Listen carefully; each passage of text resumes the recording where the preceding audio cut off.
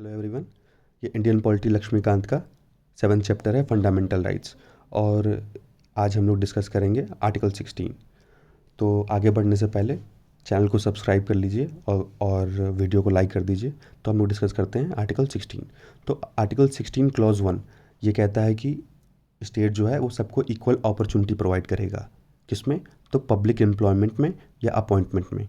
Means state सबको equally treat करेगा जब एम्प्लॉयमेंट की बात आएगी। तो ठीक, जो भी ऑफिस स्टेट के अंडर में आता है, तो अगर उसके लिए कोई वैकेंसी है, अगर उसके लिए कोई सीट खाली है, तो अगर कोई वैकेंसीज आती हैं तो स्टेट कोई भी डिस्क्रिमिनेशन नहीं करेगा, सभी को इक्वली ट्रीट करेगा और वो सबको इक्वल अपॉर्चुनिटी देगा। ठीक, सबको इक्वल अधिकार देगा वहाँ पे। तो और स्टेट क्या नहीं करेगा? तो स्टेट जो है डिस्क्रिमिनेशन नहीं करेगा। मीन्स अगर कोई भी जॉब वो दे रहा है तो रिलीजन या कास्ट या सेक्स या प्लेस ऑफ बर्थ या रेजिडेंस के आधार पे वो किसी को डिस्क्रिमिनेट नहीं कर सकता। ठीक, वो भेदभाव नहीं कर सकता। ये नहीं कह सकता कि नहीं भाई, आप जो हैं आप इस कास्ट के हैं तो हम आपको रिजर्वेशन नहीं देंगे, आप इस कास्ट के हैं, सॉरी इस कास्ट के हैं तो हमको जॉब नहीं देंगे, या आप इस कास्ट के हैं तो हम आपको जॉब नहीं देंगे। तो स्टेट ये चीज़ नहीं कह सकता। ठीक, तो इससे स्टेट जो है सबको इक्वली ट्रीट करेगा, सबको इक्वल अपॉर्चुनिटी देगा पब्लिक एम्प्लॉयमेंट में, और रिलीजन, रेस, कास्ट, सेक्स या प्लेस ऑफ बर्थ के आधार पे वो कोई भेदभाव नहीं करेगा। ये कहते हैं, ये दो चीज़ें ये कहता है आर्टिकल 16 क्लॉज 1 और क्लॉज 2। ठीक, तो इसके साथ साथ देखिए, अधिकार जब भी मिलते हैं तो उसके साथ कुछ एक्सेप्शन भी होते हैं। तो इन दोनों क्लॉजेस के जो जो अधिकार मिले हुए हैं हमें इक्वल अपॉर्चुनिटी का इन पब्लिक एम्प्लॉयमेंट, तो उसके साथ दो एक्सेप्शन भी हैं। पहला एक्सेप्शन है आर्टिकल 16 क्लॉज 3। वो ये कहता है कि अ, अगर पार्लियामेंट अगर चाहे तो सर्टेन जॉब्स के लिए कोई क्वालिफिकेशन रेजिडेंस का जो है वो तय कर सकती है। जैसे क्या होता है कि अगर कोई, सपोज करिए कोई स्टेट कोई वैकेंसी जारी करता है, तो वो ये कह सकता है कि इसमें जो है जो हमारे स्टेट के जो रेजिडेंट्स होंगे, जो यहाँ के निवासी होंगे हमारे स्टेट के, वही इस जॉब में अप्लाई कर सकते हैं, बाहरी नहीं कर सकते। ऐसा भी कर सकते हैं। या और ये इसमें एक कंडीशन ये बनती है कि जैसे कोई वैकेंसी आई तो उसमें जैसे अगर आप अदर स्टेट के होके आप किसी और स्टेट में अप्लाई करते हैं तो वहाँ आपको जो रिजर्वेशन का लाभ है वो नहीं मिलता है। ठीक, तो ये आता है आर्टिकल 16 क्लॉज 3 में। देखिए आर्टिकल 16 क्लॉज 4 ये दूसरा एक्सेप्शन है इसका।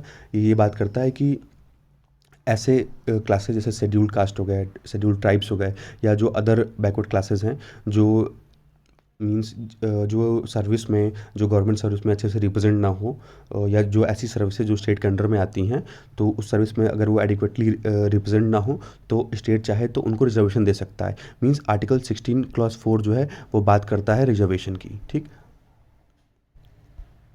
अब देखते हैं मंडल कमीशन। तो देखिए, जो मंडल कमीशन था ये बना 1979 में, और इसके जो चेयरमैन थे वो थे बीपी मंडल। और ये जो मंडल कमीशन बना, उसका मकसद ये था कि वो जो सोशली और इकोनॉमिकली जो बैकवर्ड क्लासेस हैं, तो वो उनकी कंडीशंस के बारे में जान सके, और उनकी कंडीशन को इम्प्रूव करने के लिए क्या किया जा सकता है वो चीज़ जो है वो अपने रिपोर्ट में दे सके। और उनकी संख्या कितनी है जो बैकवर्ड क्लासेस के लोग हैं, या जो सोशली और इकोनॉमिकली जो वीकर सेक्शंस हैं, तो उनकी कंडीशन को इम्प्रूव करने के लिए हम क्या कर सकते हैं। और उनका जो परसेंटेज है, मींस कितने लोग हैं जो एजुकेशनली बैकवर्ड हैं या सोशली बैकवर्ड हैं, तो उनका परसेंटेज वो अपनी रिपोर्ट में बता सके। ठीक, तो ये 1979 में जो कमिटी जो ये कमीशन का गठन हुआ मंडल कमीशन का, ये अपनी रिपोर्ट देती है 1980 में। और ये कहती है कि 3743 कास्ट ऐसे हैं जो कि सोशली और एजुकेशनली बैकवर्ड हैं। तो इसमें एससी और एसटी नहीं आते हैं।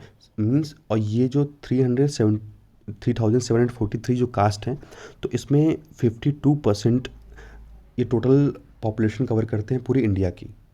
ठीक, तो इनकी रिपोर्ट ये थी कि मींस पूरे इंडिया में 3743 कास्ट जो हैं वो सोशली और इकोनॉमिकली बैकवर्ड हैं, और ये कास्ट पूरे मिला करके 52% of the Indian population cover करते हैं।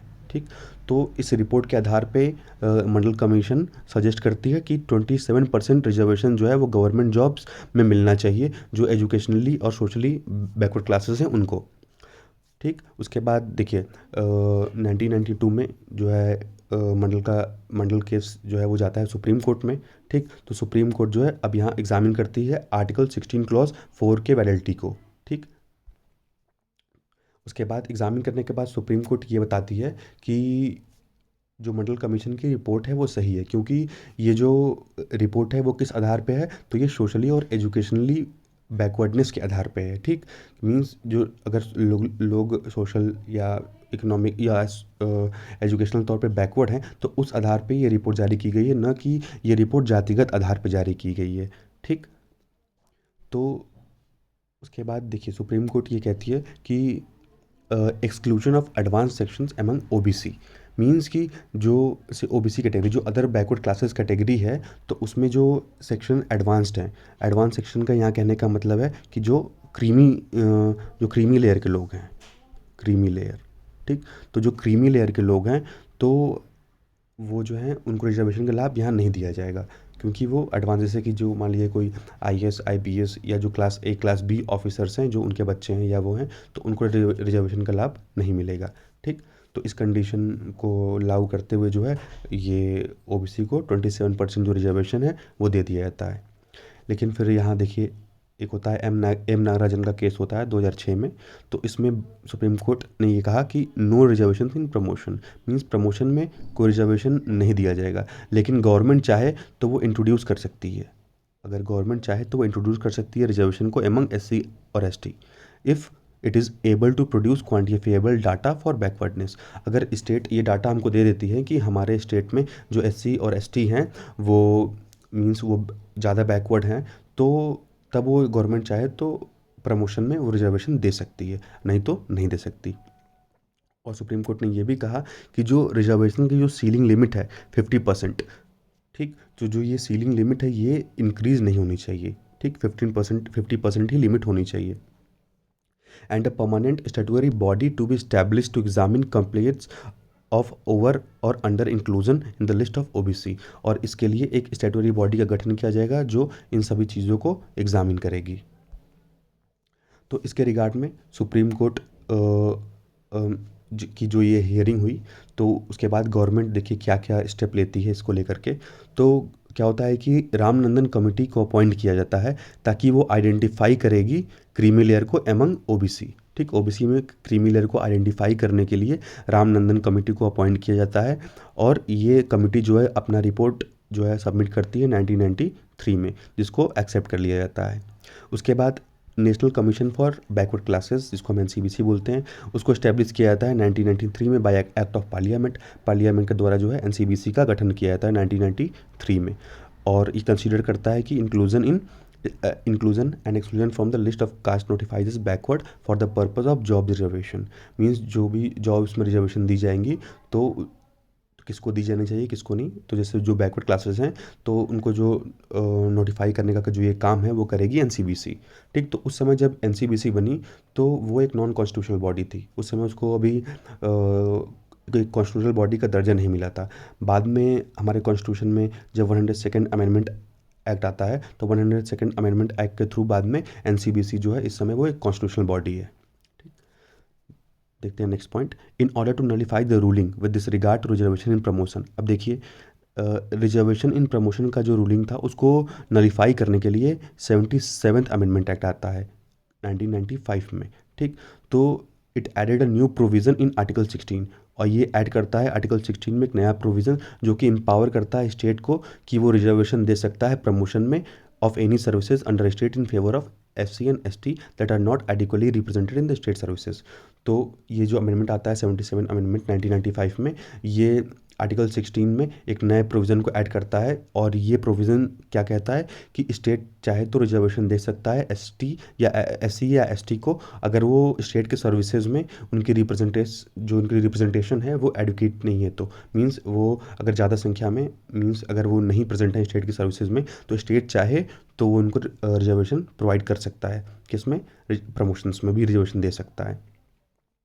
उसके बाद 85th अमेंडमेंट एक्ट आता है जो कि कॉन्सिक्वेंसली सीनियरिटी की बात करता है। तो कॉन्सिक्वेंसली सीनियरिटी का मतलब हुआ कि जो सीनियर होंगे उनको पहले प्रमोशन दिया जाएगा। ठीक, in case of promotion by virtue of rule of reservation for the government servant belonging to SC and ST with retrospective effect from June 1995। The ruling with this regard. अब देखिए यहाँ बात होती है बैकलॉग वैकेंसी की। Backlog vacancy का मतलब ये हुआ कि अगर कोई वैकेंसी आती है 2019 में, ठीक, तो उसमें से सपोज करिए कि 10 सीट की वैकेंसी आई और केवल 5 सीट पे लोग ज्वाइन किए, ठीक, बाकी 5 सीट खाली है। तो वो जो 5 सीटें हैं वो जुड़ जाएंगी आने वाले वैकेंसीज में जो आगे आएंगी उसमें। तो the ruling of backlog vacancies were nullified by the 81st amendment act 2000। तो इस बैकलॉग वैकेंसीज का जो ये रूल था इसको नलिफाई किया गया 81st अमेंडमेंट एक्ट 2000 में, ठीक। It added another provision in article 16। और ये जो 81st अमेंडमेंट एक्ट था ये आर्टिकल 16 में एक और प्रोविज़न ऐड करता है जो कि स्टेट को एम्पावर करता है to consider the unfilled reserved vacancies of a year as a separate class of vacancies to be filled up by any succeeding year of years. Such class of vacancies are not to be combined with the vacancies in the year in which they are being filled up to determine the ceiling of 50% reservation. तो देखिए, जो 81st amendment act आया 2000 में वो ये बात करता है कि जो बैकलॉग वैकेंसीज थी, मींस जो 2019 में अगर कोई वैकेंसी मान लीजिए 5 सीट खाली थी तो वो जुड़ जा रही थी 2020 वाले वैकेंसी में। तो ये सिस्टम नहीं हुआ, क्योंकि अगर ऐसे जुड़ते जुड़ते अगर वैकेंसी जुड़ती गई तो एक टाइम ऐसा आएगा कि 50% का जो ये लिमिट है रिजर्वेशन का वो पार हो जाएगा। तो उसी चीज़ को रोकने के लिए यहाँ ये कहा गया कि जो 15% की सीलिंग लिमिट है ये उस चीज़ के अगेंस्ट है। तो हम हर साल जो है पीछे की वैकेंसी को हम आगे नहीं ऐड कर सकते हैं, ठीक। उसके बाद होता है उसके बाद देखिए 76 अमेंडमेंट एक्ट 1994, जो तमिलनाडु को क्या करता है कि 9th शेड्यूल में डालता है, ठीक। इसमें 9th शेड्यूल में देखिए जो भी चीज़ें 9th शेड्यूल में जाती हैं उसमें क्या होता है, उस पर सुप्रीम कोर्ट कोई भी मीन्स जुडिशल रिव्यू की पावर जो है यूज़ नहीं कर सकता है, ठीक। तो तमिलनाडु में इस टाइम जो है वो 69% रिजर्वेशन है, तो जो कि 50% की सीलिंग लिमिट से ज़्यादा है। वीडियो को लाइक कर दीजिए और शेयर कर दीजिए और चैनल को सब्सक्राइब कर दीजिएगा। Thanks for watching.